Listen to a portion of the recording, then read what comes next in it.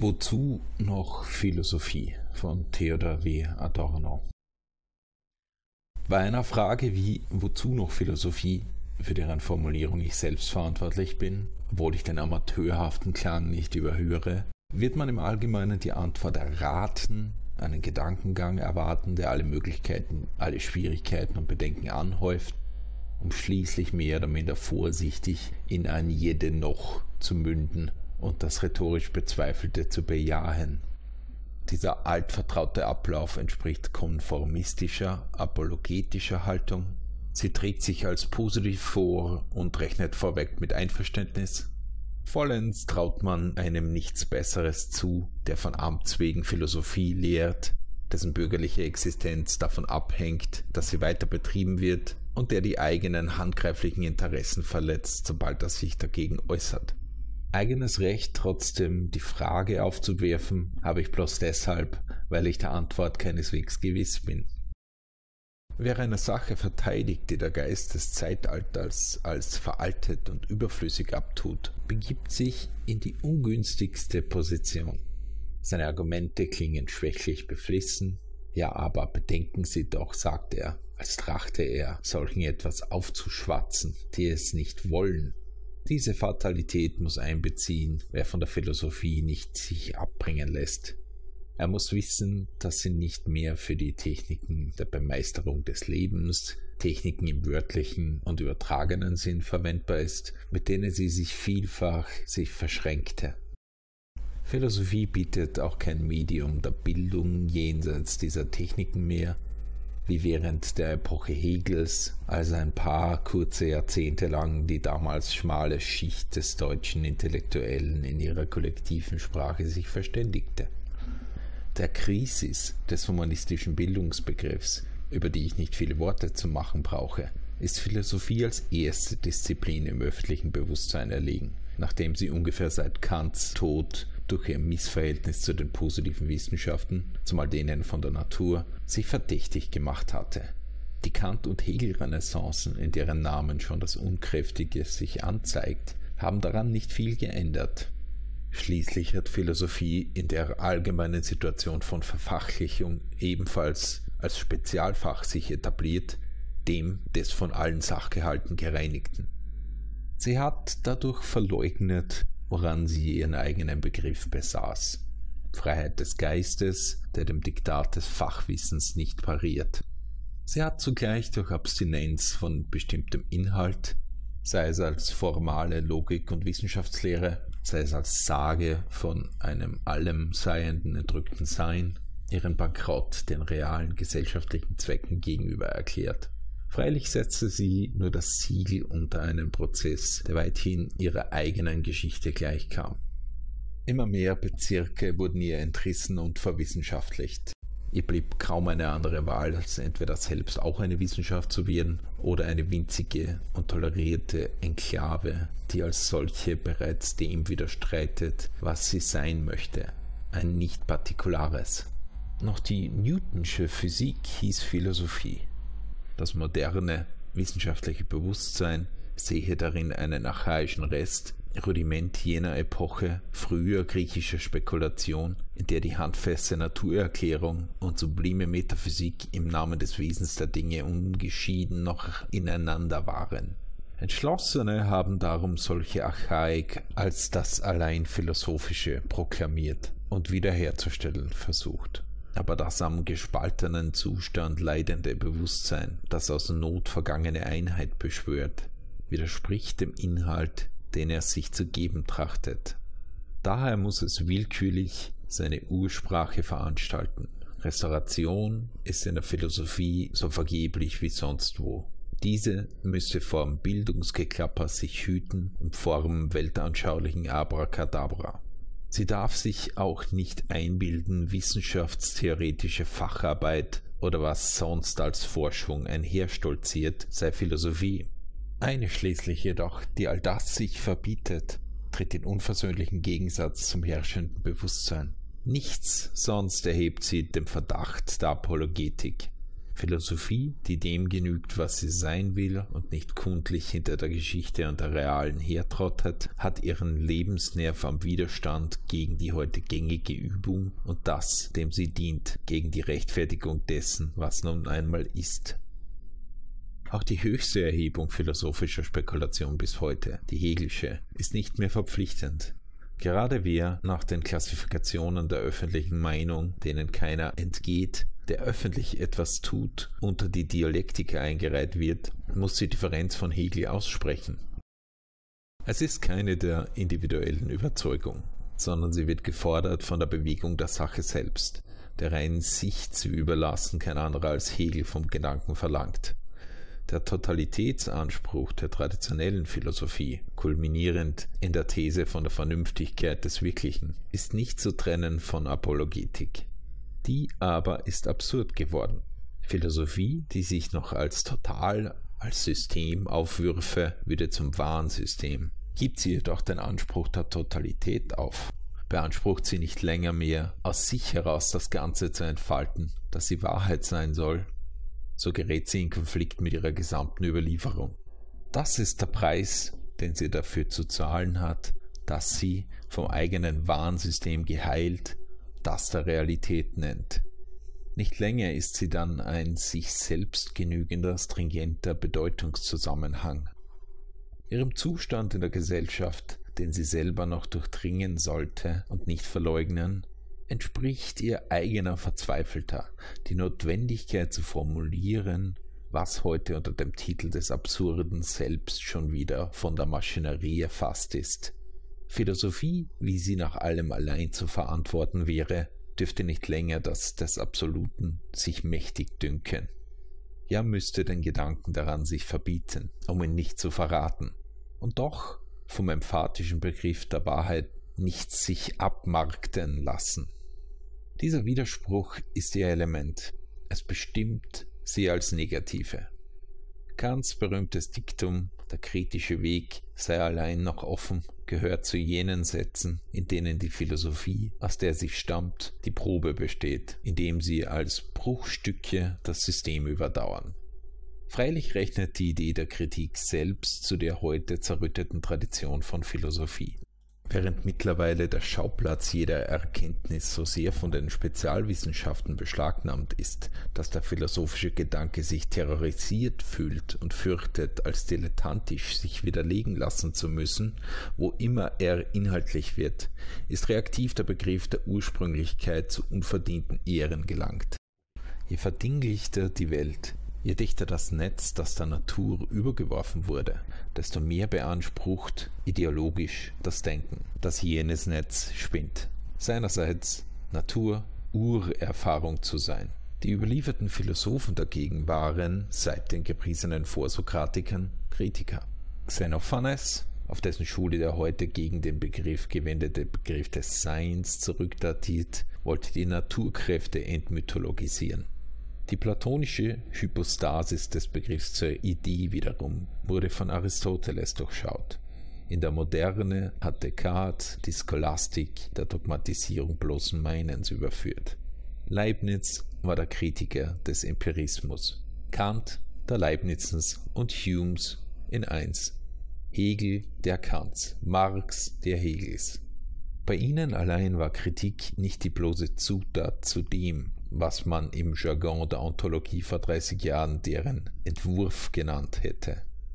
Sie dokumentierte keinen nach Geschmack einzunehmenden Standpunkt, sondern sie lebte im triftigen Argument. Jene Denker hatten in Kritik die eigene Wahrheit, sie allein als Einheit des Problems und der Argumente. Nicht die Übernahme von Thesen hat gestiftet, was als produktive Einheit der Geschichte der Philosophie gelten mag. Im Fortgang solcher Kritik haben auch diejenigen Philosophien ihren Zeitkern, ihren geschichtlichen Stellenwert gewonnen, deren Lehrgehalt auf dem Ewigen und Zeitlosen beharrte. Philosophische Kritik heute nun ist mit zwei Schulen konfrontiert, die als Geisterzeit, gewollt oder ungewollt, übers akademische Gehege hinaus wirken. Sie divergieren und sind gleichwohl komplementär. Zumal in den angelsächsischen Ländern hat der ursprüngliche von dem Wiener Kreis inaugurierte logische Positivismus an Boden gewonnen, bis zum Monopol. Vielen dünkt er als modern im Sinne konsequenter Aufklärung, als dem, wie man so sagt, technisch-wissenschaftlichen Zeitalter adäquat. Was ihm nicht sich einfügt, sei Restbestand von Metaphysik, ihrer selbst unbewussten Mythologie oder, nach der Sprache der Kunstfremden, Kunst. Dagegen stehen vorab im deutschen Sprachbereich die ontologischen Richtungen. Unter ihnen treibt die heideggerische, übrigens in den Veröffentlichungen seit der sogenannten Kehre dem Wort Ontologie eher abhold, Archaik am weitesten, während ihre französische Spielart, der Existenzialismus, den ontologischen Ansatz aufklärerisch und mit politischem Engagement umbildete. Positivismus und Ontologie sind einander Anathema. Jener hat durch einen seiner Hauptexponenten, Rudolf Carnap, die Theorie Heideggers, und zwar zu Unrecht, als sinnleer attackiert. Umgekehrt heißt das positivistische Denken den Ontologen Heideggscher Prävalenz Seins vergessen. Es profanierte die eigentliche Frage. Man fürchtet mit dem bloß Daseienden, dass die Positivisten allein in Händen behalten, die Hände sich zu beschmutzen. Umso schlagender die Koinzidenz der beiden Richtungen in einem Entscheidenden. Sie haben Metaphysik als gemeinsamen Feind erkoren.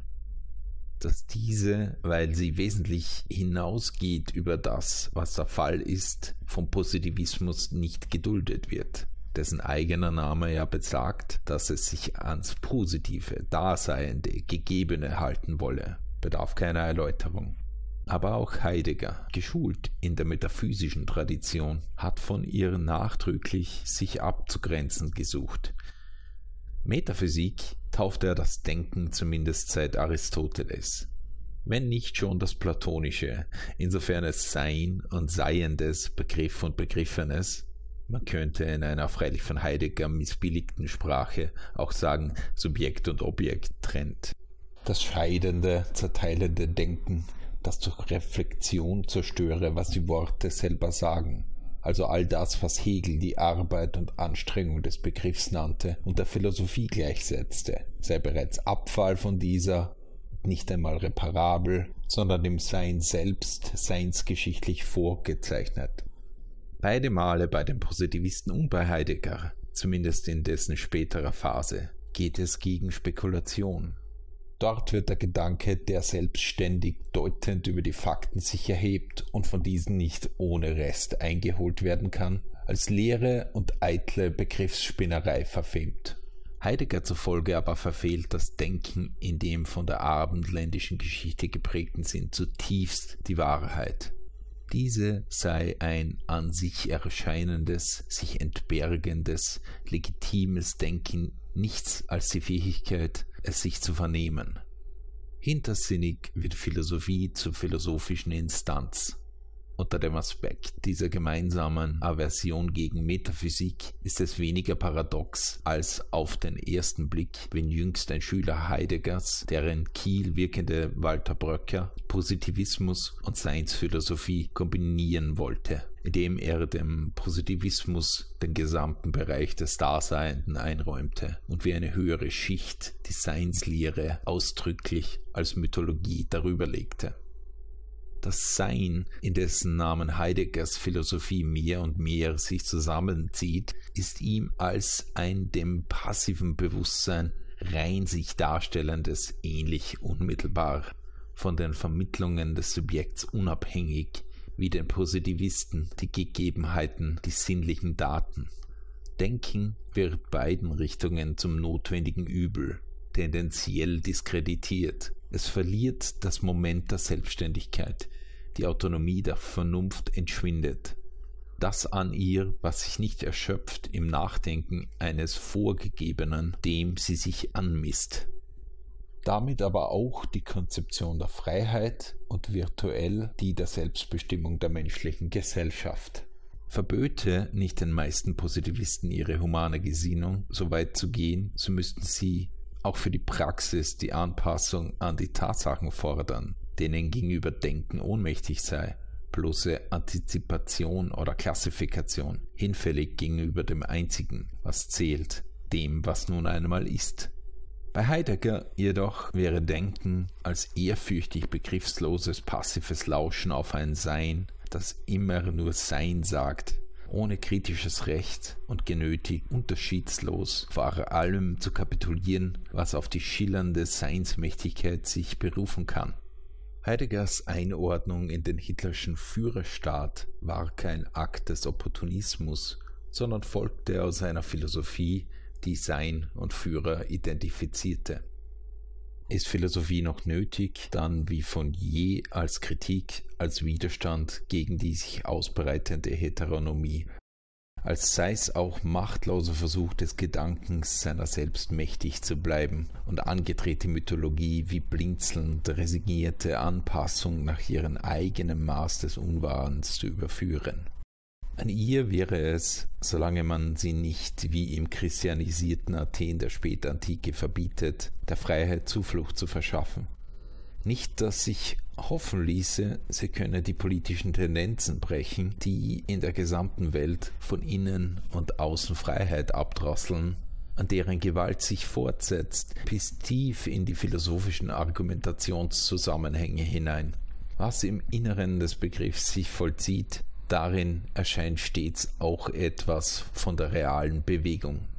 Sind aber die beiden Heteronomien die Unwahrheit und lässt diese zwingend sich demonstrieren, dann fügt das nicht nur der trostlosen Kette der Philosophien ein neues Glied hinzu, sondern meldet auch eine Spur der Hoffnung an.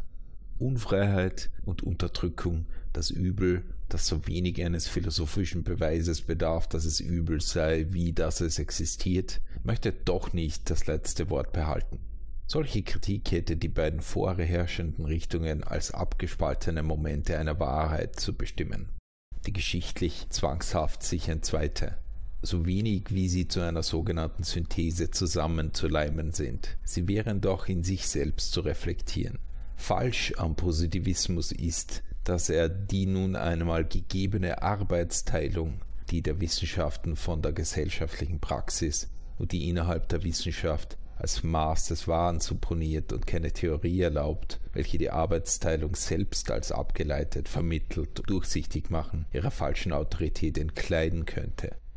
Wollte Philosophie im Zeitalter der Emanzipation Wissenschaft begründen und hat sie sich in Fichte und Hegel als die alleinige Wissenschaft interpretiert, so wird dem Positivismus das von den Wissenschaften abgezogene allgemeine Gefüge, die ihre schon eingeschliffene und gesellschaftlich verhärtete Verfahrensweise zur Philosophie, der Betrieb zur Rechtfertigung seiner selbst, ein Zirkel, an dem die Fanatiker logischer Sauberkeit erstaunlich wenig sich stören. Philosophie demissioniert, indem sie sich dem gleichsetzt, was von ihr erst sein Licht empfangen sollte. Die Existenz der Wissenschaft, tel quel wie sie im gesellschaftlichen Geflecht mit all seinen Unzulänglichkeiten und Irrationalitäten vorkommt, wird zum Kriterium ihrer eigenen Wahrheit. In solchem respektvollem Verdinglichten ist der Positivismus verdinglichtes Bewusstsein. Bei aller Feindschaft gegen die Mythologie verrät er den antimythologischen Impuls der Philosophie, das bloß vom Menschen gemachte zu durchschlagen und auf sein menschliches Maß zurückzuführen. Die Fundamentalontologie jedoch verblendet sich gegen die Vermittlung nicht des Tatsächlichen, sondern des Begriffs. Sie unterdrückt die Erkenntnis, dass jene Wesenheiten, oder wie immer sie es bei fortschreitender Sublimierung nennen mag, die sie gegen die Tatsachen des Positivismus ausspielt, immer auch das Denken, Subjekt, Geist sind. Gerade das Subjekt und Bedingtsein weist zurück auf ein nicht aus dem Sein bruchlos entspringendes Seiendes, auf die vergesellschafteten Menschen. Im Sanktuarium des Gehäuses, in dem die Philosophie der Repräsentation ebenso vor der Profanität des bloßen Faktums sich verschanzt wie vor den Begriffen, die als von den Fakten getrennte und sie unter sich befassende Einheiten den Fakten zugeordnet sind, begegnet das Gespaltene wieder, vor dem die Künder des Ungeheilten sich gefeit winken. Ihre Worte sind unweigerlich Begriffe, wofern sie überhaupt gedacht werden sollen. Denken aber möchte die Seinslehre noch im entschlossenen Archaismus sein. Wie jedoch die Begriffe ihrem eigenen Sinn nach ein sie Erfüllendes fordern, wie nach Hegels unüberholter Einsicht der bloße Gedanke von Identität ein Nicht-Identisches erheischt, vor dem allein Identität kann ausgesagt werden, so sind doch die reinsten Begriffe immanent und gar nicht erst polar auf ihr anderes angewiesen. Denken selbst, dessen Funktion alle Begriffe sind, kann nicht vorgestellt werden ohne die Tätigkeit irgend Denkender, die das Wort Denken benennt. In dieser Rückbeziehung ist als Moment bereits enthalten, was nach idealistischem Brauch vom Begriff erst konstituiert werden und was nach seinsmythologischem samt dem Begriff Epiphänomen eines Dritten sein soll. Ohne die Bestimmung durch jene beiden Momente wäre dies Dritte ein ganz unbestimmtes. Es überhaupt nur zu nennen, läuft auf die Bestimmung durch die emsig verleugneten Momente hinaus. Noch das kantische, transzendentale Subjekt, dessen Erbschaft das transzendental subjektlose Sein gerne antrete, bedarf als Einheit des Mannigfaltigen ebenso wie umgekehrt das Mannigfaltige der vernünftigen Einheit. Unabhängig von den Inhalten, welche die der Einheit sind, ist deren eigener Begriff nicht zu fassen und aus den Inhalten ist die Spur eines Faktischen so wenig wegzuzaubern, wie dessen Differenz vom Begriff, der ihrer bedarf. Keine Einheit, wie formal auch immer, und wäre es die rein logische, ist nur aus Möglichkeit bar dessen zu konzipieren, worauf sie geht, noch das formal logische Etwas ist der Bodensatz des Materials, das ausgeschieden zu haben der Stolz der reinen Logik war. Der Grund der von Günther Anders sogenannten Pseudokonkretion des Seinsdenkens aber, und damit allen Truges, den es um sich verbreitet, ist, dass es seine Reinheit sieht in der Unberührtheit von dem, was es doch selbst ist und was es als konkret wiederum sich zuschlägt.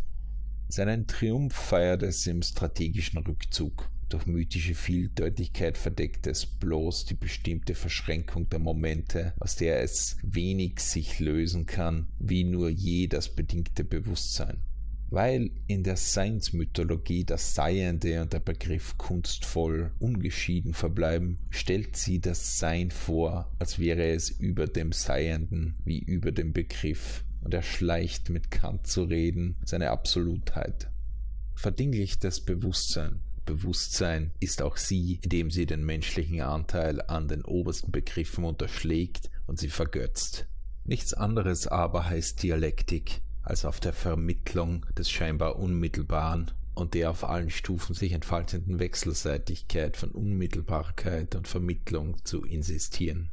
Dialektik ist kein dritter Standpunkt, sondern der Versuch, durch immanente Kritik philosophische Standpunkte über sich und über die Willkür des Standpunktdenkens hinauszubringen. Gegenüber der Naivität des willkürlichen Bewusstseins, das sein Beschränktes im Gegebenes für unbeschränkt hält, wäre Philosophie die bindende Verpflichtung zur Unnaivität. In einer Welt, die als durch und durch vergesellschaftete, so übermächtig gegenüber allen Einzelnen ist, dass ihnen kaum etwas anderes übrig bleibt, als sie hinzunehmen, wie sie sich gibt, reproduziert solche Naivität sich unablässig und verhängnisvoll. Was eine unmäßige Apparatur ihnen aufdrängt, die sie selber bilden und in die sie eingespannt sind, und was naturhafte Momente virtuell eliminiert, wird ihnen zur Natur. Verdinglichtes Bewusstsein ist vollkommen naiv und als Verdinglichung auch vollkommen unnaiv. Philosophie hätte den Schein des Selbstverständlichen wie den des Unverständlichen aufzulösen. Die Integration von Philosophie und Wissenschaft, die virtuell schon in den frühesten Dokumenten der abendländischen Metaphysik sich abzeichnet, wollte einmal den Gedanken schützen vor der dogmatischen Bevormundung, zu der er Affinität hat durch Willkür, das Negative aller Freiheit.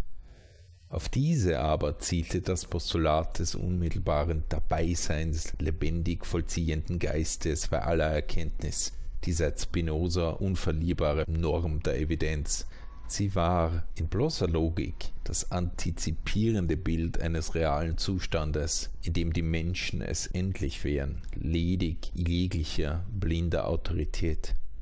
Das hat sich umgedreht. Die Berufung auf Wissenschaft, auf ihre Spielregeln, auf die Alleingültigkeit der Methoden, zu denen sie sich entwickelte, ist zur Kontrollinstanz geworden, die den freien, ungegängelten, nicht schon dressierten Gedanken ahndet und vom Geist nichts duldet als das methodologisch Appropriierte. Wissenschaft, das Medium von Autonomie, ist in einen Apparat der Heteronomie ausgeartet.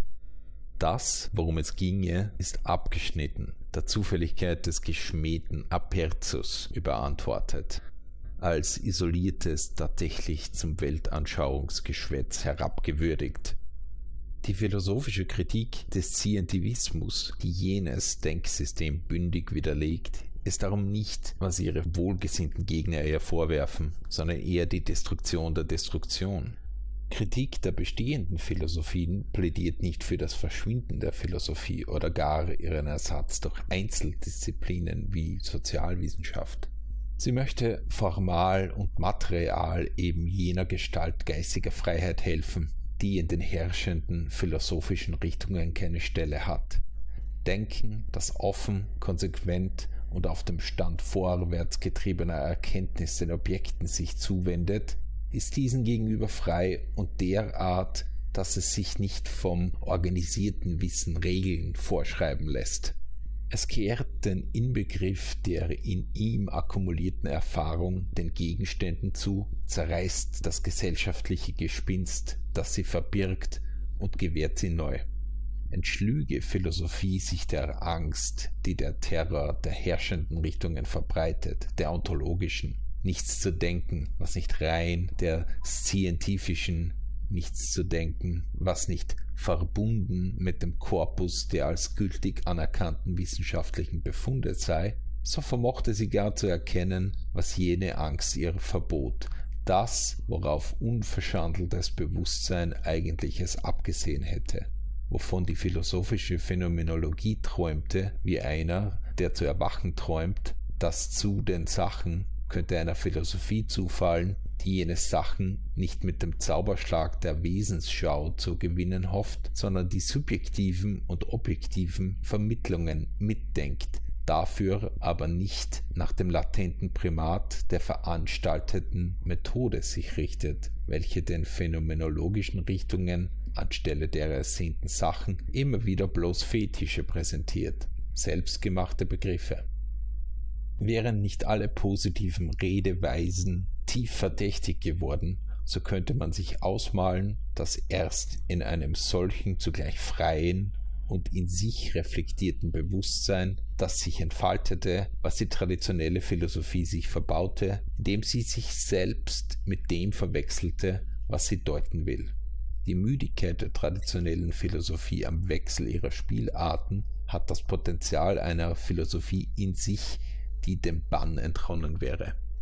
Ungewiss gleichwohl, ob Philosophie als Tätigkeit des begreifenden Geistes überhaupt noch an der Zeit sei, ob sie nicht zurückbleibe hinter dem, was sie zu begreifen hätte, dem auf die Katastrophe zutreibenden Zustand der Welt. Für Kontemplation scheint es zu spät. Was in seiner Absurdität zutage liegt, sträubt sich gegens Begreifen. Vor mehr als 100 Jahren war die Abschaffung der Philosophie visiert. Dass man im Osten als Tiamat marxistische Philosophie verkündet, wie wenn das mit der marxistischen Theorie ohne weiteres vereinbar wäre, bezeugt die Verkehrung des Marxismus in ein gegen den eigenen Gehalt abgestumpftes, statisches Dogma oder, wie sie es selber nennen, in eine Ideologie. Wer noch philosophiert, kann es nur, wenn er die marxistische These vom Überholtsein der Besinnung verneint. Sie dachte die Möglichkeit der Veränderung der Welt von Grund auf als jetzt und hier gegenwärtig. Bloß Sturheit aber könnte diese Möglichkeit noch so unterstellen wie Marx. Das Proletariat, an das er sich wandte, war noch nicht integriert, es verelendete zusehends, während andererseits die gesellschaftliche Macht noch nicht über die Mittel verfügte, im Ernstfall mit überwältigender Chance sich zu behaupten. Philosophie als der zugleich konsequente und freie Gedanke findet sich in einer gänzlich anderen Situation. Marx wäre der Letzte gewesen, den Gedanken vom realen Gang der Geschichte loszureißen. Hegel, der der Vergänglichkeit von Kunst inneward und ihr Ende prophezeite, hat ihren Fortbestand abhängig gemacht von dem Bewusstsein von Nöten. Was aber der Kunst recht ist, ist der Philosophie billig, deren Wahrheitsgehalt mit dem der Kunst konvergiert, indem ihre Verfahrensart von jener sich sondert. Die ungeminderte Dauer von Leiden, Angst und Drohung nötigt den Gedanken, der sich nicht verwirklichen durfte, dazu, nicht sich wegzuwerfen. Nach dem versäumten Augenblick hätte er ohne Beschwichtigung zu erkennen, warum die Welt, die jetzt hier das Paradies sein könnte, morgen zur Hölle werden kann. Solche Erkenntnis wäre ja wohl Philosophie. Sie abzuschaffen, um eine Praxis zu willen, die zu dieser historischen Stunde unweigerlich eben den Zustand verewigte, dessen Kritik Sache der Philosophie ist, wäre anachronistisch. Praxis, welche die Herstellung einer vernünftigen und mündigen Menschheit bezweckt, verharrt im Bann des Unheils, ohne einer das Ganze in seiner Unwahrheit denkenden Theorie. Dass diese nicht den Idealismus aufwärmen darf, sondern die gesellschaftliche und politische Realität und ihre Dynamik in sich hineinnehmen muss, bedarf keines Wortes. Während der letzten 40 oder 50 Jahre behauptete Philosophie, meist fälschlich, dem Idealismus zu opponieren. Genuin daran war die Opposition gegen die dekorative Phrase, gegen die Hybris des Geistes, der sich zum Absoluten erhöht, gegen die Verklärung der Welt, als wäre sie schon Freiheit. Der Anthropozentrismus, der allen idealistischen Konzeptionen innewohnt, ist nicht zu retten. Man braucht sich nur im gröbsten Umriss an die Veränderungen der Kosmologie seit 150 Jahren zu erinnern. Unter den fälligen Aufgaben der Philosophie ist sicherlich nicht die letzte, ohne amateurhafte Analogien und Synthesen, dem Geist die naturwissenschaftlichen Erfahrungen zuzueignen. Sie und der sogenannte geistige Bereich klaffen unfruchtbar auseinander, so sehr, dass zuweilen die Beschäftigung des Geistes mit sich selbst und der gesellschaftlichen Welt wie eitles Spiel erscheint. Hätte die Philosophie nichts anderes zu tun, als das Bewusstsein der Menschen von sich selbst auf den Stand dessen zu bringen, was sie von Natur wissen, anstatt dass sie wie Höhlenbewohner hinter der eigenen Erkenntnis des Kosmos herleben, indem die wenig weise Gattung Homo ihr hilfloses Wesen treibt, so wäre das schon einiges. Im Angesicht dieser Aufgabe und der ungeschmälerten Einsicht in die Bewegungsgesetze der Gesellschaft maßte sie schwerlich affirmativ sich an, aus sich heraus etwas wie positiven Sinn zu setzen. Soweit ist sie einig mit dem Positivismus, mehr noch mit der modernen Kunst, vor deren Phänomenen das meiste, was heute philosophisch gedacht wird, beziehungslos versagt. Aber die bis zum Überdruss verkündete Wendung der Philosophie gegen den Idealismus wollte nicht militante Aufklärung, sondern Resignation.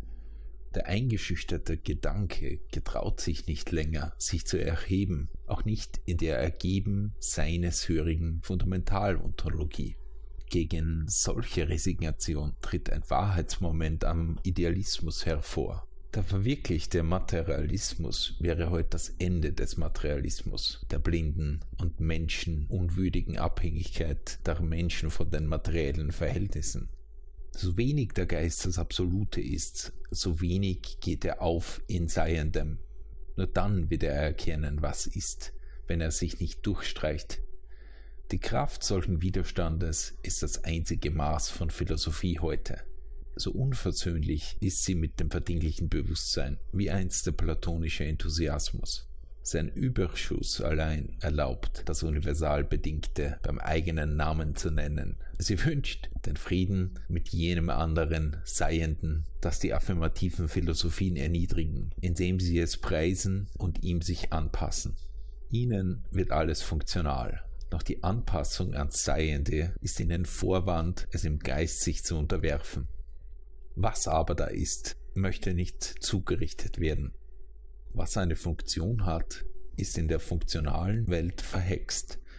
Nur Denken, das ohne Mentalreservat, ohne Illusion des inneren Königtums seine Funktionslosigkeit und Ohnmacht sich eingesteht, erhascht vielleicht einen Blick in eine Ordnung des Möglichen.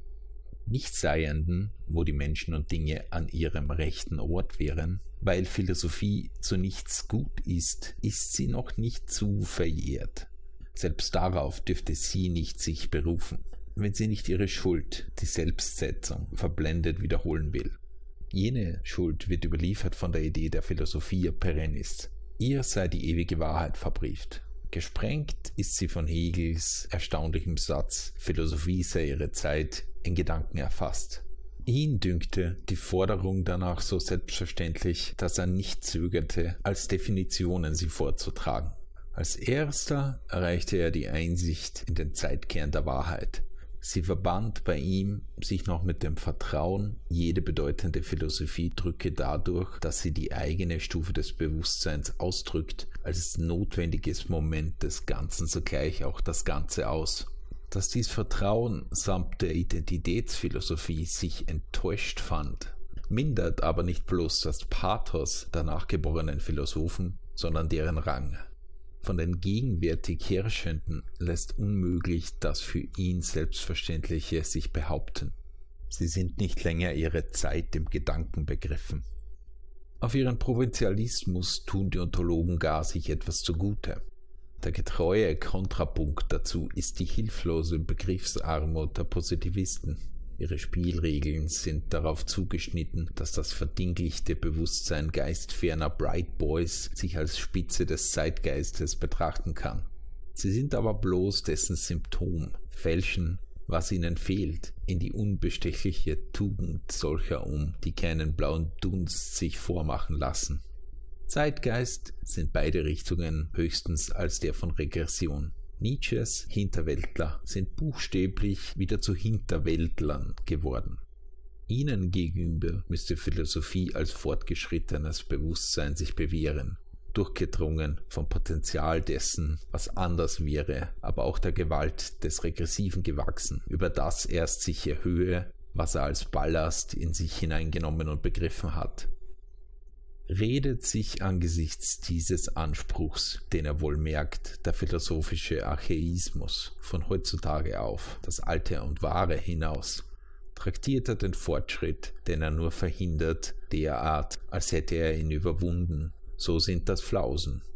Keine Dialektik des Fortschritts genügt, einen geistigen Stand zu legitimieren, der nur darum sich für heil hält, weil noch nicht in seine Winkel drang, wozu die Objektivität sich entfalte, in die auch er selbst verflochten ist, und die dafür sorgt, dass Berufung aufs Heile unmittelbar das Unheil verstärkt.